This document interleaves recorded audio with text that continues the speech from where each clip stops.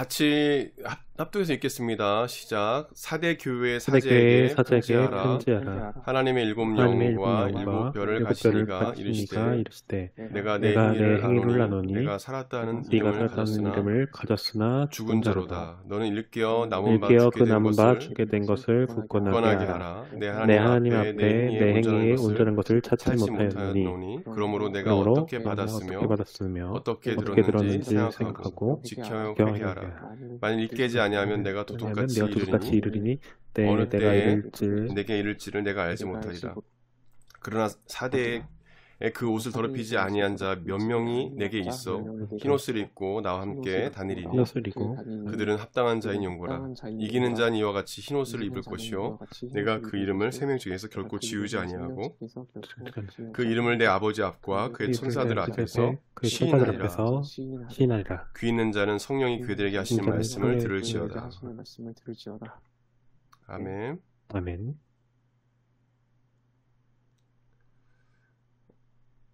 네, 우리 일곱 번째 시간 우리 같이 보겠습니다. 이 사대교회에 대해서 아주 짧게 이렇게 나와 있거든요. 말씀 보시면 안타깝게도 이 사대교회 그 대해서 예수님께서 말씀하실 때 칭찬할 부분, 칭찬할 부분이 원래는 이제 앞에 이렇게 나왔다가 뒤에서 이제 이렇게 예수님께서 책망하시는 경우가 대부분인데 이 사대교회는 안타깝게 처음부터 책망의 말씀을 듣습니다. 좀 이게 안타까운 거죠. 이 사대교회에 대해서 한번 우리 같이 보겠습니다. 사대 지역에 대해서 우리 민욱이 한번 읽어보자. 민욱이. 사대 도시는 소아시아에서 가장 오래된 도시 중 하나입니다. 기원전 1200년경에 세워진 고대 도시입니다. 고대 루디아 왕국의 수도이기도 합니다. 땅의 지하수에는 금이 녹아있을 정도로 매우 부유한 도시였습니다. 인류 최초로 금화를 만든 곳이기도 합니다.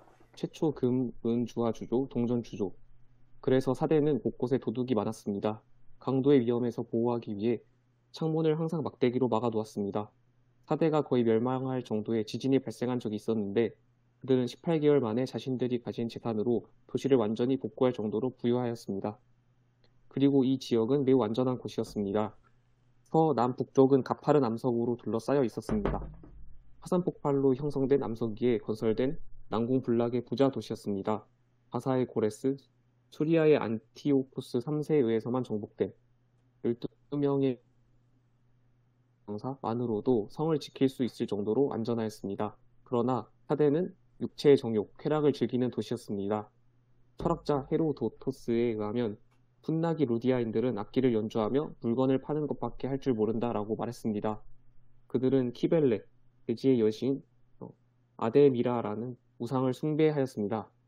사대는 이와 같은 타락으로 주후 17세기 지진으로 완전히 파괴되었으나 18개월 만에 로마 황제 티베리우스에 의해 재건되었습니다. 이러한 타락한 환경 속에서 사대 교회 성도들은 점점 복음의 본질에서 멀어져 갔습니다.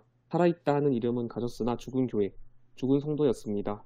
예수님은 이러한 사대 교회 성도들에게 편지를 통해 책망하셨습니다. 예수님께서 사대 교회를 향해 말씀하신 것을 통해 우리가 깨달을 수 있는 진리의 말씀은 무엇일까요? 네. 사대 지역은 쉽게 얘기하면 이제 부유한 도시였다는 것을 알 수 있습니다. 부유한 도시. 도둑이 많이 있을 정도로 이제 금은 이런 주화들이 많았고 그만큼 이제 도둑이 들 만큼 돈이 많았다는 거죠. 그리고 이 재해가 있을 때, 자연재해가 있을 때 그들 스스로 일어설 수 있을 정도로 그 정도로 부유한 그런 지역이 있음을 알 수가 있습니다. 근데 그들은 그 당시에 그 당시에 철학자 헤로도토스가 이야기한 내용을 통해서 사대 지역의 사람들이 어땠는지를 알 수 있습니다. 그래서 아데미 우상을 숭배하고 그들이 얼마나 이 육체적 종욕, 쾌락에 빠져 있었는지를 우리가 알 수 있습니다. 이런 상황에서 그 자연히 믿음을 제대로 지키지 못하는 성도들은 영향을 받을 수밖에 없죠. 그리고 타락한 환경 속에서 이 복음이 변질을 되고, 그리고 이제 교회들이 이 4대 교회가 점점점 신앙의 본질을 잃어버리는, 그래서 믿음을 저버리는 일들을 하게 되죠. 그래서 우리가 1절부터 한번 보겠습니다. 1절 상반절 같이 읽겠습니다. 시작. 4대 교회의 사자에게 편지하라. 하나님의 일곱 영과 영과 일곱 뼈를 가지시니가 이르시되. 네. 항상 처음에 나오는 구절을 보게 되면 어쨌든 예수님에 대해서 예수님이 스스로 계시하시면서 예수님이 어떤 분이심을 나타내 보이십니다. 여기서는 특별하게 뭐 예수님이 어떤 분이다라고 얘기는 하시지 않으시지만 1절 상반절 보게 되면 여기 일곱 영은 뭘까요? 일곱 영, 하나님의 일곱 영. 제가 정리를 잘 해놨는데 스가랴 4장에도 나와 있습니다. 그래서 일곱 영 하면 성령을 의미합니다. 성령. 이 성령과 또 일곱 별은 요한계시록 1장 20절에 이미 저희들이 강의를 통해서 알게 됐죠. 바로 교회의 사자. 일곱 교회의 사자. 그래서 이 교회를 세우시는 분이 바로 성령님이시고, 운행하신 분이 성령님이시고, 또 교회의 사자하면 천사들이기도 하지만은 우리가 또 다른 의미로는 주의 종들, 리더로 세운 감독들, 그 당시에 장로들, 그래서 하나님께서 세우신 것이죠. 그래서 하나님께서 그들을 다스리시고 부리셔서 교회를 이끌어 가시죠. 그래서 교회를 운영하시는 분은 바로 성령님이시다. 천사들도, 주의 종들도 하나님의 그 다스림 가운데 하나의 쓰임받는 도구일 뿐이죠. 그래서 주의 종이라고 하는 것입니다. 그래서 예수 그리스도의 종, 그리스도 예수의 종이라고 사도 바울은 늘 이야기했죠. 그래서 그 부분을 우리가 확실히 알아야 된다. 교회는 성령과 또 하나님께서 세우신 주의 종들을 통해서 교회를 운영하신다는 것을 예수님께서 계시해 주고 계십니다. 그래서 여기부터 한번 읽어볼까요?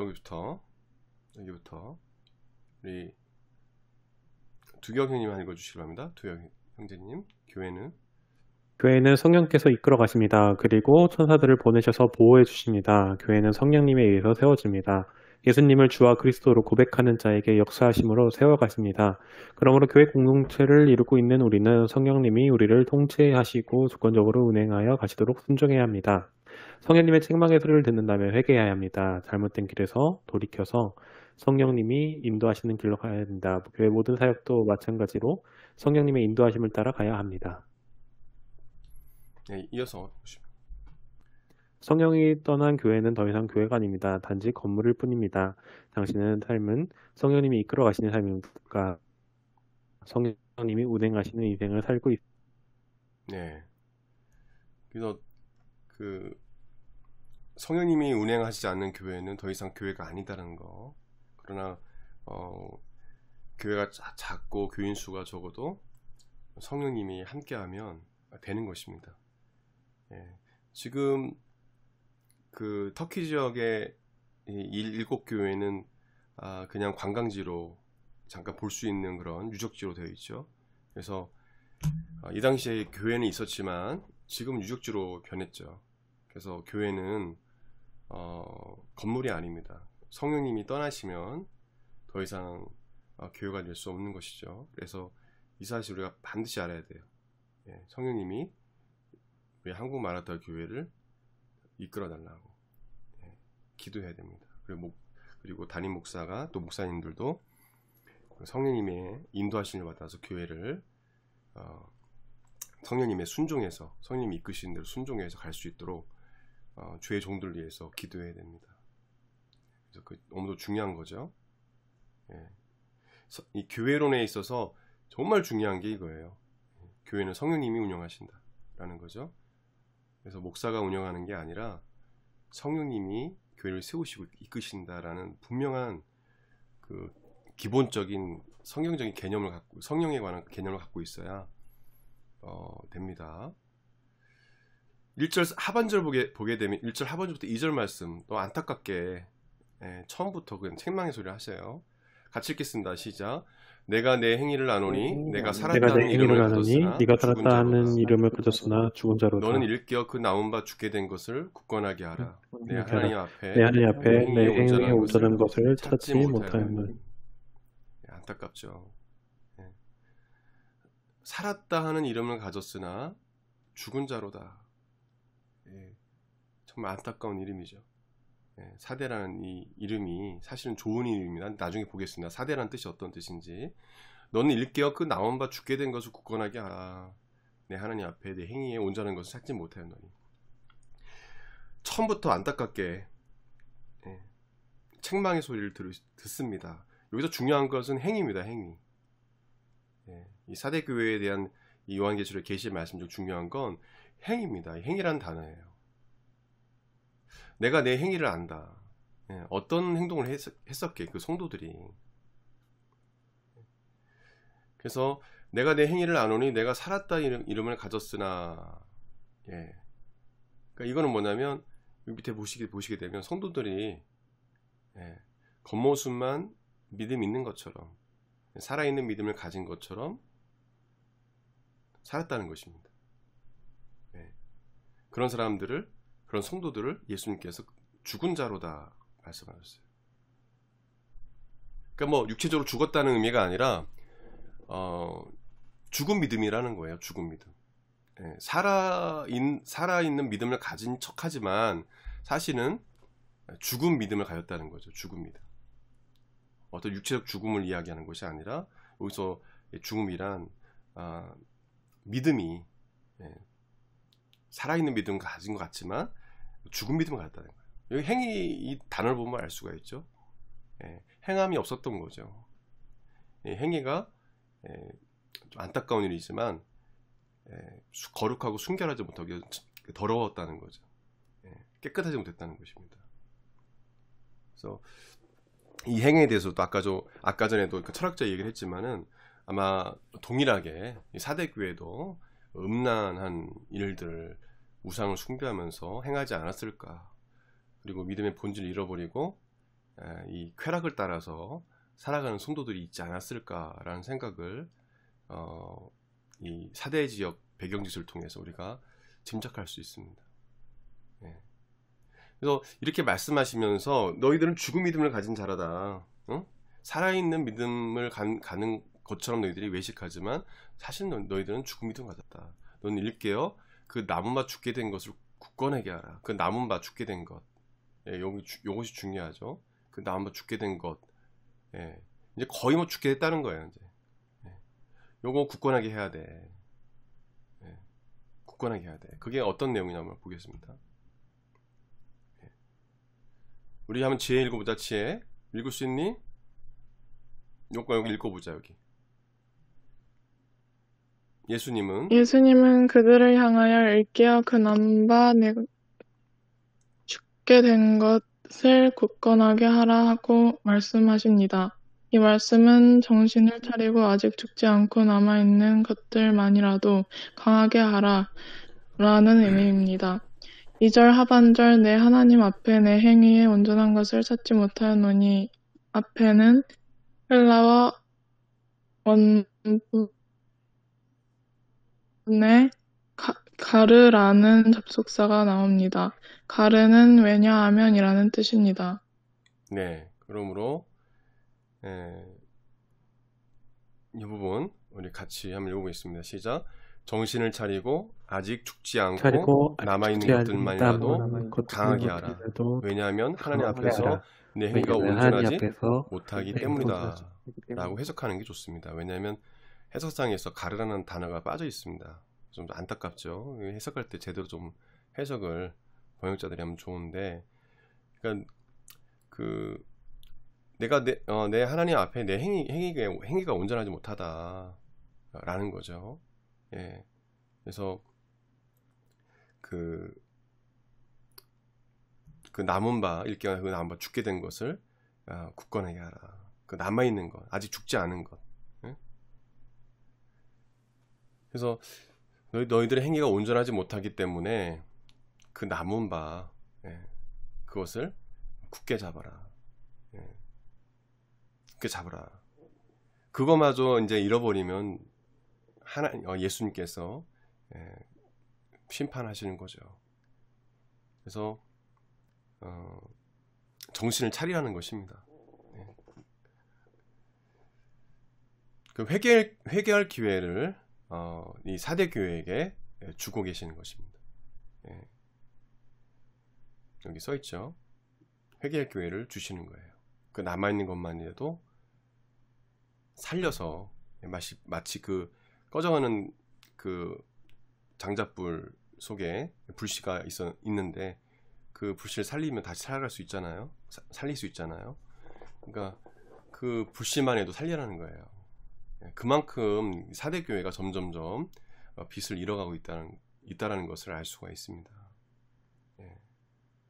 뒤에 내용은 우리가 그냥 보면 될 것 같고요. 그래서 이 내용을 우리가 보게 되면 이 행위의 중요성에 대해서 우리가 깨닫게 되죠. 행위의 중요성. 나중에 루터에 대해서 내가 말씀드리겠지만 신앙생활에서 행위가 중요하다. 행함이 없는 믿음은 죽은 믿음이다라는 것. 야고보서의 말씀을 우리가 통해서 알 수 있듯이 행함이 없는 믿음은 죽은 믿음이다. 바깥으로 보이는 그 믿음이 진짜가 아니라 정말 이 삶 속에서 내가 말씀대로 순종하고 행하는 것이 살아있는 믿음이다. 그것을 다시 한번 느끼게 하는 거죠. 여기서 1절 하반절에도 행위에 대해서 나오고 또 2절에서도 이 행위에 대해서 강조합니다. 내 하나님 앞에 내 행위, 내 행위가 온전해야 된다. 이것을 계속 강조하고 있는 말씀입니다. 그래서 사대교회 성도들이 얼마나 행함이 있어서 믿음이 없었는지 알 수 있습니다. 우리 야고보서 2장 26절, 22절 같이 읽어보겠습니다. 시작. 영혼 없는 몸이 죽은 것 같이 행함이 없는 믿음은 죽은 것입니다. 내가 보거니와 믿음이 그의 행함과 함께 일하고 행함으로 믿음이 온전하게 되었느니라. 이 야고보서 이 말씀을 우리 믿는 사람들이 잊지 말아야 됩니다. 요걸 잃어버리면 사대교회처럼 돼요. 예수 그리스도 믿고 구원받으면 됐지, 여기서 신앙이 끝나버리면은 언제든지 세상과 타협하고 넘어갈 수 있습니다. 그래서 많은 교회 다녔던 젊은이들 고등학교 졸업하면 교회 떠나고, 어떤 교단은 100% 아니면 100명이면은 5명만 그 통계를 보니까 교회를 다니게 됐다고. 고등학교 때는 교회를 다 다녔는데 그 합동측 장로교단인데 통계를 냈더니 저희도 말씀드렸죠. 5%만 교회를 다닌다고 설문조사를 했습니다.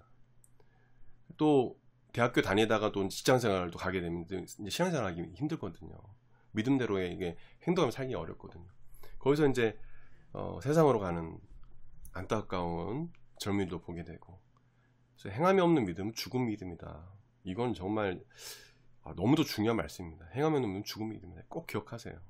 오늘 말씀 그 해석적인 건 다 기억 못해도 이 야고보서 2장 26절 말씀 꼭 외우세요. 한번 두 번 한번 읽어보겠습니다. 크게 시작. 영혼 없는 몸이 죽은 것 같이 행함이 없는 믿음은 죽은 것이니라. 영혼이 없는 몸이 죽은 것 같이 행함이 없는 믿음은 죽은 것이니라. 한 번 더요.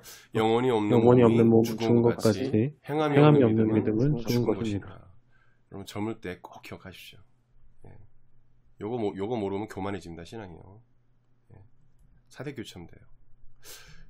마르틴 루터 목사님에 관한 책을 제가 보다가 관련된 이야기를 좀 제가 적어놨습니다. 이 부분은 사모님 읽어주시기 바랍니다. 네.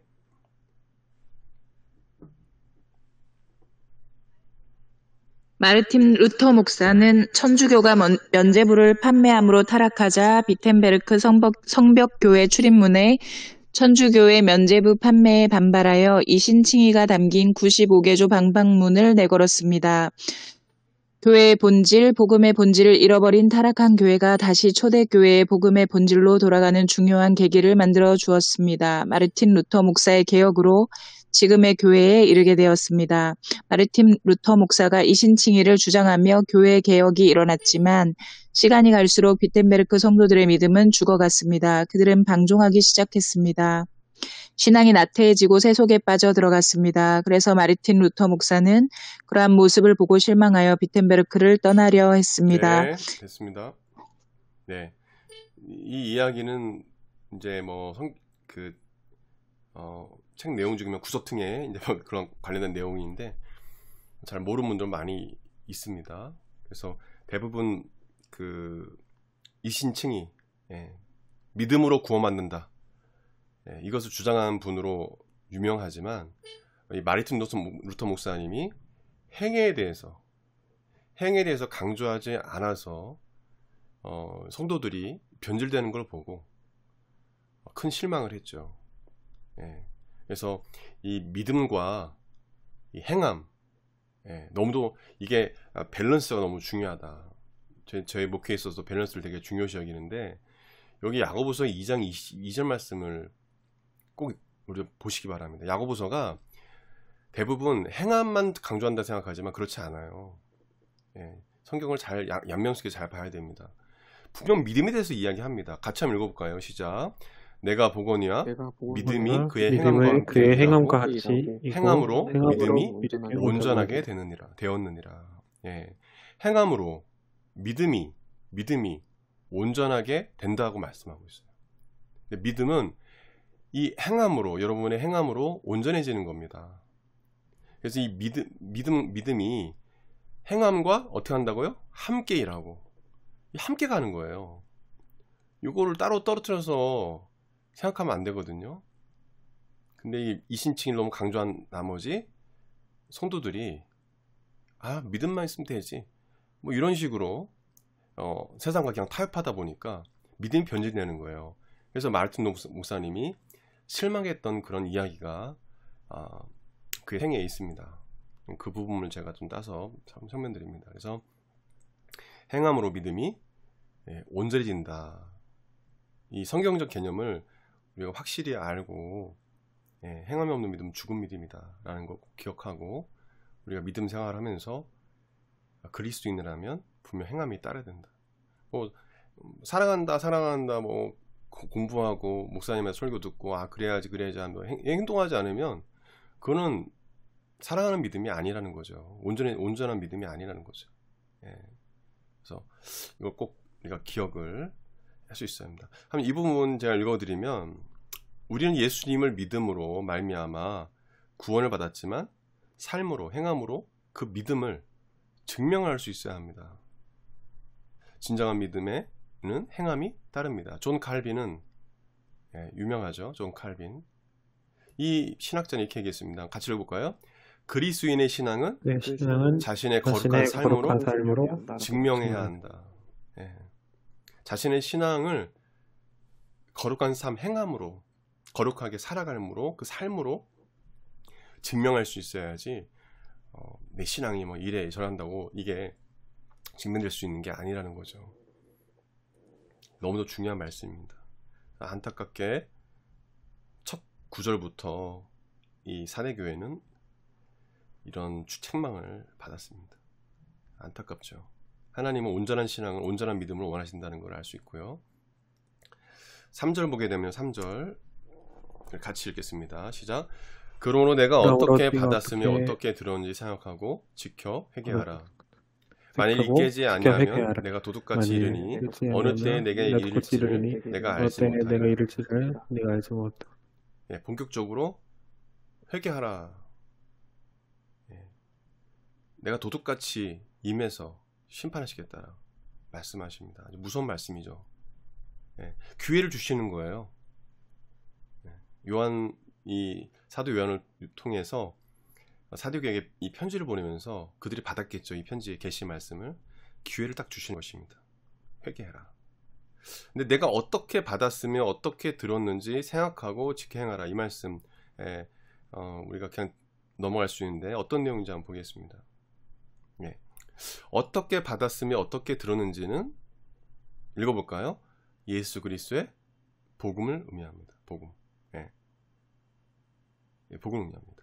이 예수님께서 사도들을 통해서 베드로나 또 이 바울 이 12사도를 통해서 그들을 가르쳐서 또 그들을 통해서 증거하게 하신 그 예수 그리스도의 복음, 십자가 이 부활의 복음, 그것 어떻게 너희들 받았으며 어떻게 들었는지 받고 들었던 내용이 바로 예수 그리스도의 복음을 말합니다.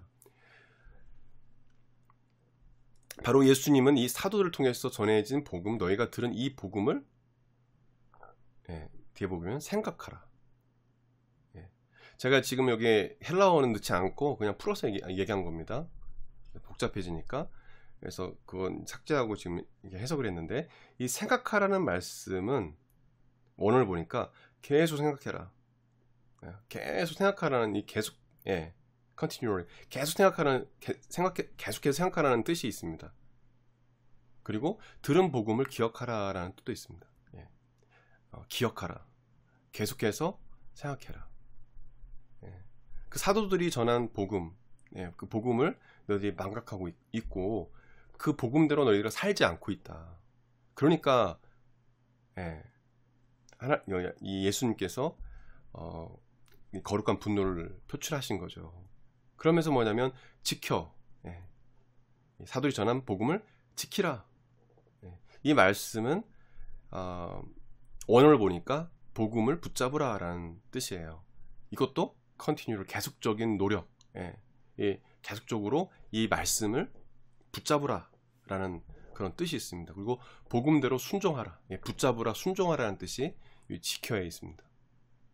사도들이 전한 복음을 너희들이 계속 기억하고 계속 생각하고 그리고 계속 붙잡으라, 순종해라. 그리고 회개하라. 당연 이건 회개하라는 뭐 해석 안 해도 아시겠죠? 그래서 그 전한 복음을 다시 회상하고 기억하고 그리고 그것을 그 말씀대로 순종하라 말씀하시면서 예수님께서 그리고 그 말씀에 비추어서 너희들의 잘못된 그런 음란과 또 우상 숭배와 그런 죄악을 회개해라. 회개는 말 그대로 그거죠. 돌이켜라는 말씀이죠. 잘못된 반향에서 잘못된 길에서 돌이켜라는 말씀이죠. 그래서 순종하고 복음에 순종하고 말씀에 순종하고 회개하라. 그 말씀입니다. 너무도 중요하죠. 그래서 우리가 어떻게 받았으면 어떻게 들었는지 이거 늘 생각하고 지키는 것, 이 너무 중요합니다. 그래서 우리가 늘 말씀 그 큐티를 하고 예배 때 말씀을 이렇게 듣고 자꾸 새기고 하는 것이 되게 중요한 것입니다. 늘 말씀을 그래서 읽어야 돼요. 그 사도들 통해서 전해진 그 말씀을 이들이 점점점 망각을 하니까 잊어버리니까 이런 일이 생긴 겁니다. 그러니까 그것을 예수님께서 일깨워 주시는 거예요. 생각해라. 생각해라. 문서로도 있었을 겁니다. 그 당시에. 그래서 다시 그 두루마기 그 성경을 꺼내서 읽으라는 그런 말씀이기도 하죠.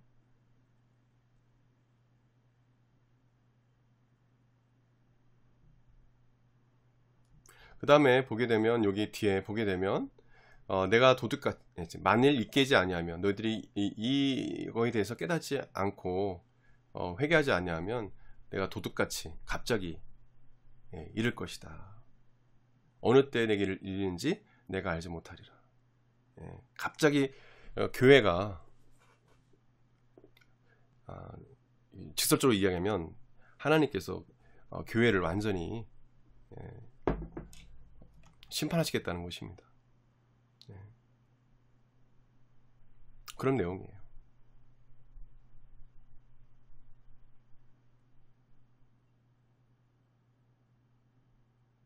그래서 우리가 이 3절 말씀 내용만 봐도 우리 신앙생활에 있어서 지금 이게 지금 예수님께서 부활하시고 승천한 이후에 그 말씀이거든요. 예, 동일하게 지금 현대의 교회에 동일하게 적용되는 말씀이에요. 여러분 개인의 신앙생활도 마찬가지입니다. 예, 깨어있지 않고 말씀대로 순종하고 삶을 살지 않는다면, 또 순종하지 않는 것을 회개하지 않는다면 하나님께서 매를 드릴 수밖에 없다는 겁니다. 교회도 마찬가지죠. 그렇기 때문에 우리는 예수님을 두려워할 줄 알아야 됩니다. 두려워할 줄 알아야 됩니다. 예수님이 공의의 예수님이 있는 동시에 또 사랑의 예수님이시지만 예수님의 공의를 우리가 꼭 기억하고 두려워할 줄 알아야 된다.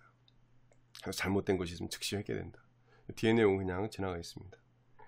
4절부터 6절 말씀까지 보겠습니다. 같이 시작. 그러나 사대에 그 옷을 더럽히지 아니한 자 몇 명이 내게 있어 흰 옷을 입고 나와 함께 다니니 그들은 합당한 자이니라. 이기는 자는 이와 같이 흰 옷을 입을 것이요 내가 그 이름을 생명책에서 결코 지우지 아니하고 그 이름을 내 아버지 앞과 그의 천사들 앞에서 쉬는 믿는 자는 성령이 그들에게 하시는 말씀을 들을지어다. 네. 아멘. 칭찬은 아니지만 칭찬할 수 없죠.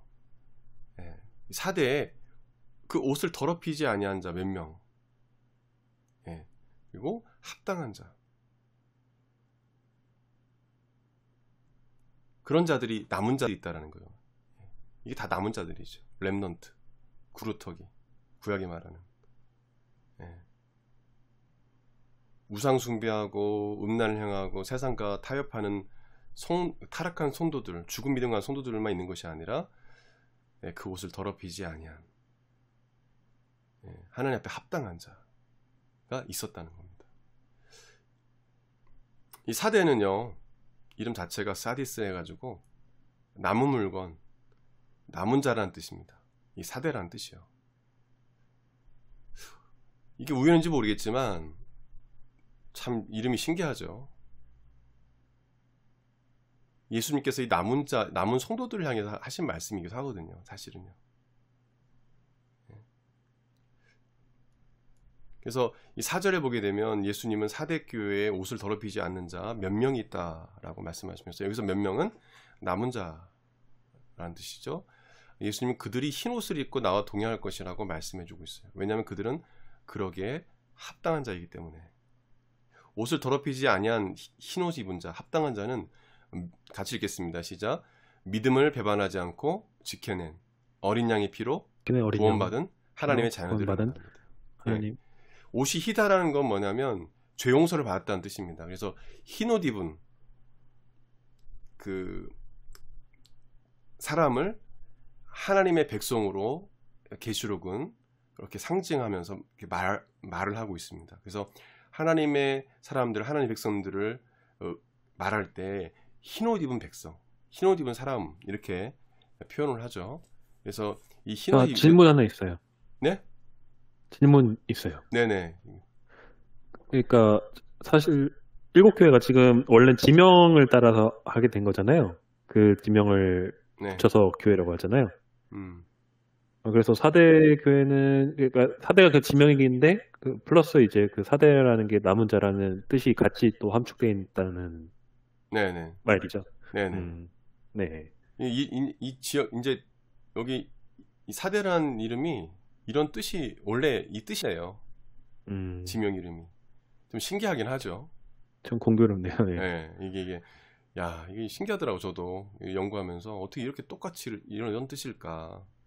네. 안타까운 거죠. 다 그 지역마다 다 뭐 거기 맞게끔 그렇게 이름이 된 건 아닌데 이 4대는 꼭 그렇게 돼 있어요. 이상하게.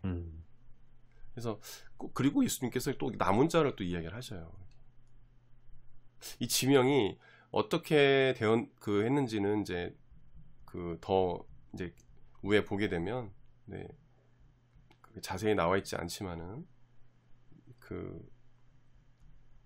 제가 말씀을 드릴 수는 있지만은 제가 기록은 해놓진 않았네요. 이게 처음 이름 부른 그 역사가 있을 겁니다. 어쨌든 간에 그거는 싫지 않았네. 예. 누가 사대라는 이름 붙였는지 저도 한번 연구해 보겠습니다. 요거 그건 연구를 못 해봤어요. 두 형제가 얘기를 잘해줬네. 예, 희한하게 이제 맞는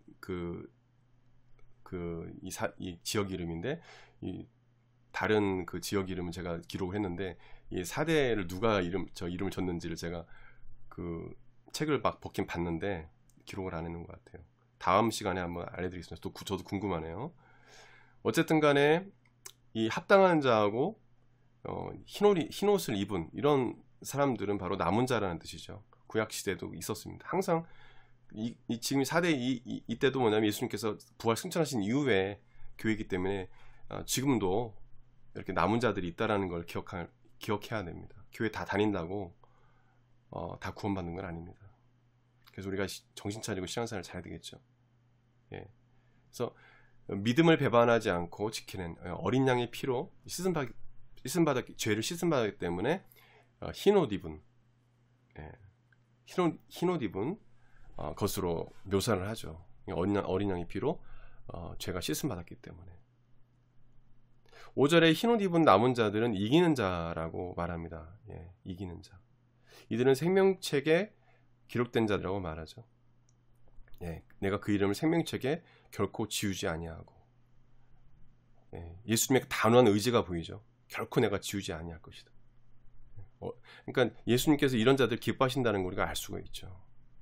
이들은 이긴 자고 그들은 이와 같이 흰 옷을 입을 것이고, 예.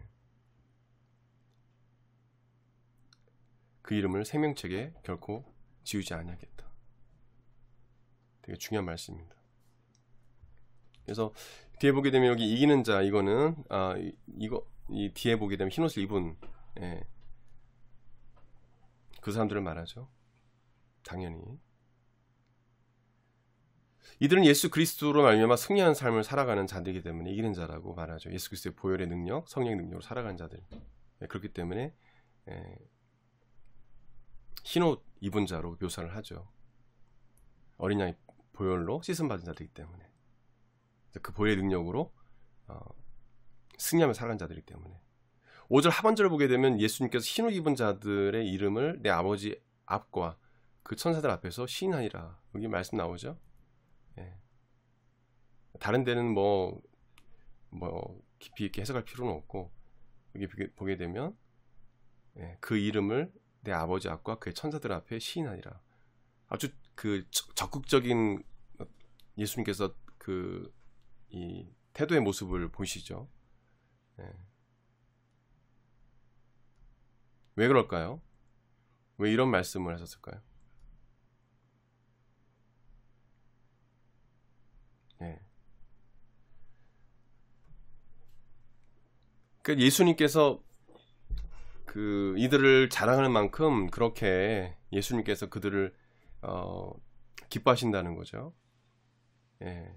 이들은 뭐냐면, 같이 보겠습니다. 읽어볼게요. 시작. 흰옷 입은 자들은 언제 어디서나 어떤 상황 속에서도 예수님을 부인하지 않고 배반하지 않으며 예수 그리스도로 시인했던 자들이기에, 예수 그리스도를입니다. 예수 그리스도를 시인했던 자들이기에 예수님도 그들이 내게 속한 하나님의 자녀임을 분명히 말할 것임을 의미하고 있습니다. 말할 것임을 의미하고 있습니다. 그렇죠. 이들은 그냥 남은 자들이니까 내가 이 성부 하나님 또 천사들 앞에 이 시인하니라 자랑하듯이 그렇게 예수님께서 하시겠다는 거는 그냥 자랑했다 이런 말씀이 아니라, 이들이 이 흰옷 입고 함께 예수님과 함께 이제 천국에 입성할 이 자들이, 남은 자들이 바로 믿음을 지켰다는 것입니다. 믿음을 배반하지 않고 예수 그리스도를 항상 신했다는 것을 알 수가 있어요. 그렇기 때문에 예수님도 그러한 그들을, 믿음을 배반하지 않은 그들을 적극적으로 자랑하면서 이들이 이렇게 믿음을 배반하지 않고 끝까지 승리했다라는 것을 적극적으로 이렇게 어필하시겠다는 거죠. 자랑하시겠다는 것입니다. 자랑하시겠다. 그래서 예수님이 제가 성경을 찾아보니까 동일한 말씀을 하신 적이 있어요. 마태복음 10장 32절 33절 말씀 보게 되면 같이 읽겠습니다. 시작. 누구든지 사랑 앞에서 나를 시인하면 나도 하늘에 계신 내 아버지 앞에서 그를 시인할 것이요 누구든지 사랑 앞에서 나를 부인하면 나도 하늘에 계신 내 아버지 앞에서 그를 부인하리라. 예, 이 말씀이에요. 예수님께서 성육신하셔서 이 땅에 계실 때도 제자들에게 동일한 말씀 하셨어요. 이건 예수 그리스도의 계시기 때문에 동일한 말씀이시죠. 이게. 네.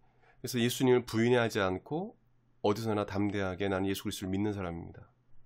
예수 그리스도에 대한 믿음을 저버려라 해도 난 저버리지 않겠습니다. 믿음을 이렇게 지켜나가는 사람들 향해서 말씀하시는 거죠. 네.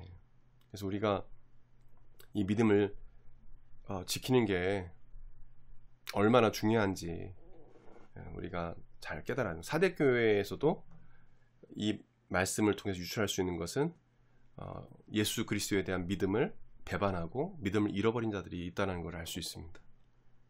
예수님을 부끄러워하고 담대하게 내가 예수 믿는다라고 얘기하지 못하고 숨기고 이런 자들이 있었다는 것을 우리가 알 수가 있죠. 예. 여러분이 잘 아는 안타까운 사실이지만 모르는 청년들 많아요. 한경진 목사님도 예수 그리스도를 부인한 분 중에 한 분이죠. 신사참배하고 나중에 이제 회개하고 평생을 그렇게 회개의 심정으로 살다가 죽음을 다음에 목회하시다가 돌아가셨죠. 어쨌든 베드로처럼 회개하고 목회를 하셨기 때문에 많은 분들한테 존경을 받고 이렇게 돌아가셨는데 그분도 신사참배하면서 충격적인 이야기지만 신사참배를 했고 그래서 하나님 앞에 철저히 회개했던 분 중에 한 분입니다. 그래서 우리가 그 믿음을 지켜나가는 게 그렇게 쉬운 것은 아닙니다. 그러나 예수님은 우리가 담대하게 예수 그리스도를 믿는 믿음을 자랑할 수 있을 정도의 그리고 담대하게 누구한테 이야기하고 그리고 나는 믿음을 저버리지 않겠다라고 단호하게 이야기할 수 있는 그런 자가 되길 예수님 원하신다는 것을 알 수가 있습니다. 네. 그래서 지금 보게 되면 지금도 이때도 마찬가지입니다. 네. 예수님은 남은 자들을 찾고 계세요. 남은 자들. 네. 그러니까 믿음을 지킨 그냥 단순히 육체적인 어떤 거룩함과 순결함이 아니라 믿음의 거룩함, 믿음의 순결함을 지켜나가면서 믿음 배반하지 않는 그런 남은 자들을 주님은 찾고 계신다는 거예요. 대부분 많지가 않아요. 예, 많지가 않습니다. 오카네 목사님도 그렇고 대부분 이렇게 옳은 소리하고 돌아가신 목사님들 보게 되면 정말 예수님을 제대로 믿는 사람이 많지가 않다라는 거예요. 예, 목회자 중에도 목회자지만 많지 않다라는 거예요. 예. 그래서 우리가 정신을 차리고 신앙생활을 해야 합니다.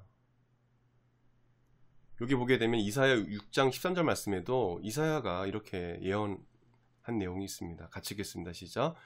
그 중에 10분의 1이 아직 남아있을지라도 이것도 황폐하게 될 것이나 밭나무와 상수리나무가 배임을 당하여도 그 구루터기는 남아있는 것 같이 거룩한 씨가 이 땅에 구루터기니라 하시더라.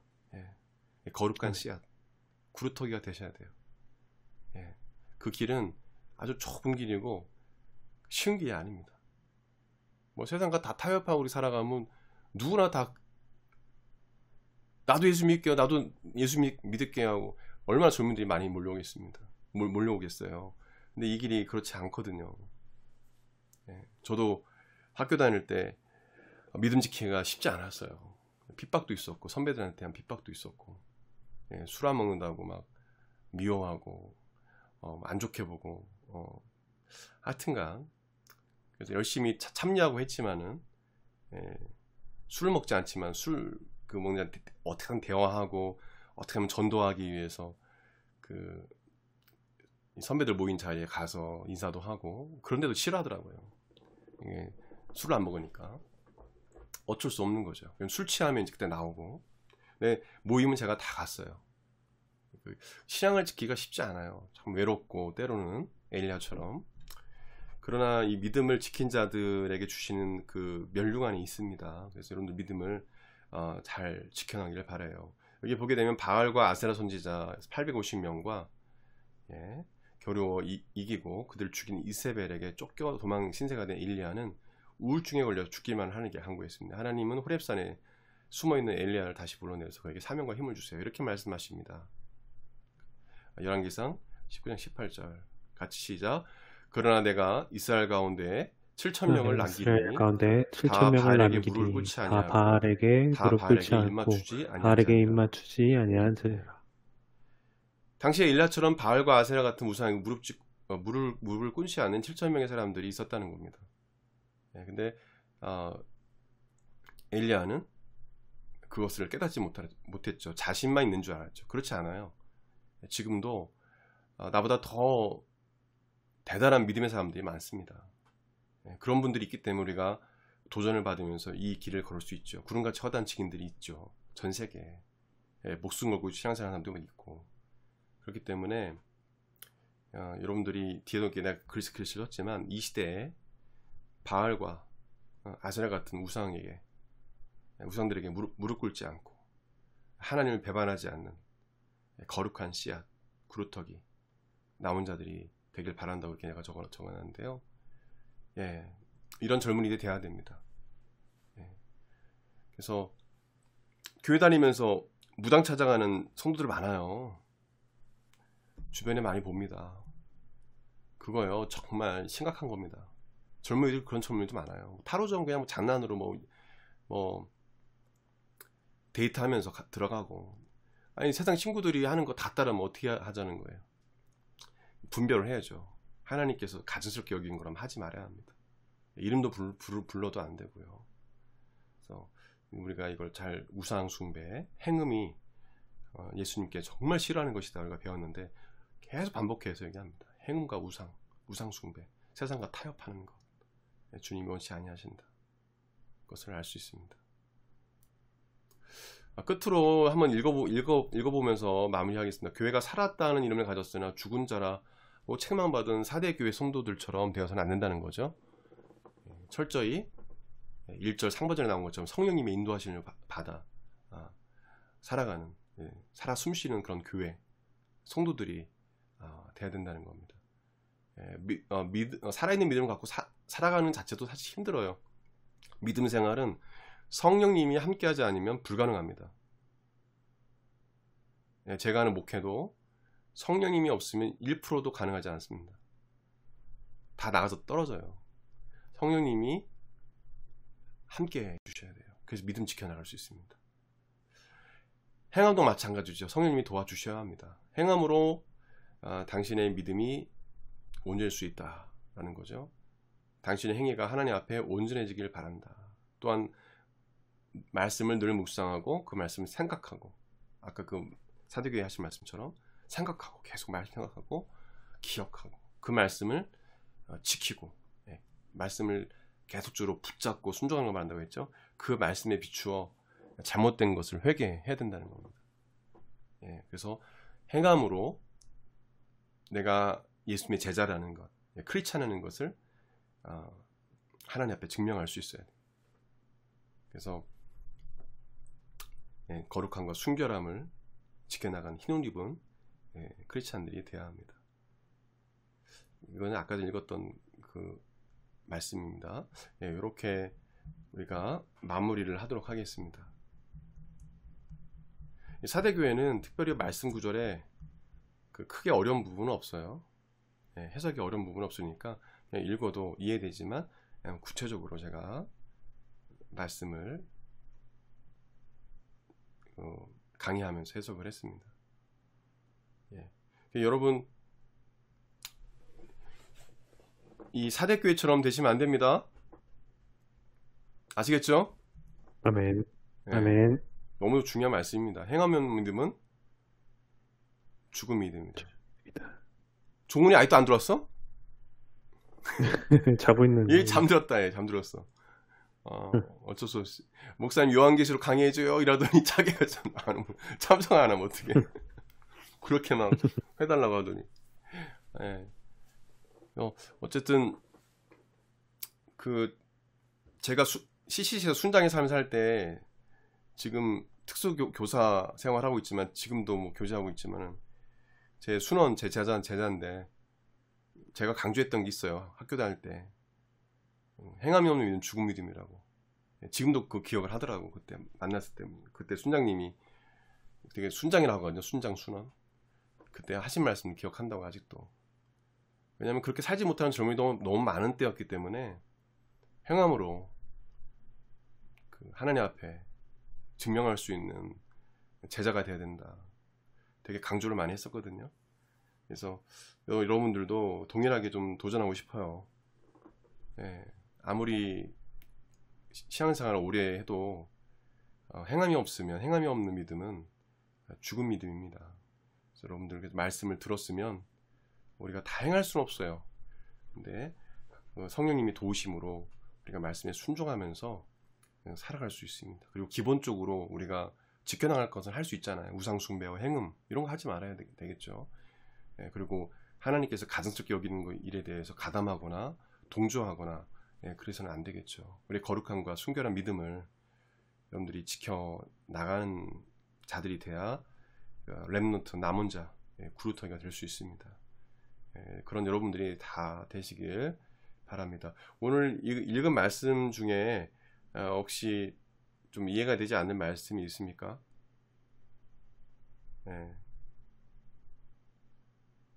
이건 이제 에스버 두사빌라 이렇게 얘기했죠. 에스버 두사빌라 빌라델비아하고 이제 라우디게아 교회 하면 이제 뒤에부터는 빠른 속도로 진행합니다. 그래서 전체적으로 심판, 하나님의 심판 그리고 이제 회복. 그래서 4장부터 쭉 보게 되면 5장 이후에부터 엄청 길어요. 근데 그거는 어렵지 않아요. 예. 나중에 이제 4장 넘어가면 제가 말씀드리겠지만 진짜 어렵지 않고 재밌어요. 쉬워요. 그래서 여러분들 보시면 그렇구나. 이게 막 어려운 게 아니구나. 이해가 되네. 이게 될 겁니다. 인, 대접, 나팔, 7인, 6 나팔, 7 대접, 7 나팔에 대해서 아주 쉽게 이해가 될 겁니다. 그거는 우리 이해가 쉬워요, 사실은요. 그래서 그 부분 이제 넘어갈 테니까 여러분 기대해 주시길 바라고. 오늘 읽은 말씀 질문 있습니까? 없으면 없습니다 하십시오. 네, 없습니다. 네. 그래서 오후 동안 수고 많았습니다. 예, 피곤할 텐데 식사하고 우리 두효 형제님이 좀 기도해 주시면 좋겠습니다. 두효 형제가 기도하고 마무리하겠습니다. 기도드리겠습니다. 사랑하신 주님, 아버지 오늘 요한계시록 말씀을 통하여서 우리가 정말 주님의 말씀을 우리가 더욱더 깊이 묵상하고자 했습니다. 주님, 우리가 정말 남은 자들처럼 이 사대교회 사람들처럼 정말 주님 앞에서 올바르지 않은 행동, 정말 주님 앞에 죄악된 행동하지 않게 하여 주시고, 그래서 정말 남은 자들처럼 이 안에 이제 생명책에 기록될 수 있는 그 남은 사람들처럼 주님, 우리가 그렇게 행할 수 있게 하여 주시옵소서. 아멘. 주님, 우리가 항상 회개하고 항상 주님의 말씀을 지키면서 살아갈 수 있게 하여 주시옵소서. 주님의 말씀 가운데 항상 바르게 서서 그 안에서 주님의 온전히 주님께서 주신 말씀을 우리가 항상 귀 기울여 들으면서 행하는 우리 한국만 같은 교회 성도들 모두가 될 수 있도록 주님 함께 주시옵소서. 아멘. 아버지, 이 한 주간 또한 이제 가운데 세상 가운데 나아가는 가운데 주님께서 잘 지켜줄 것을 믿사오며 예수 그리스도의 이름으로 기도드립니다. 아멘. 아멘.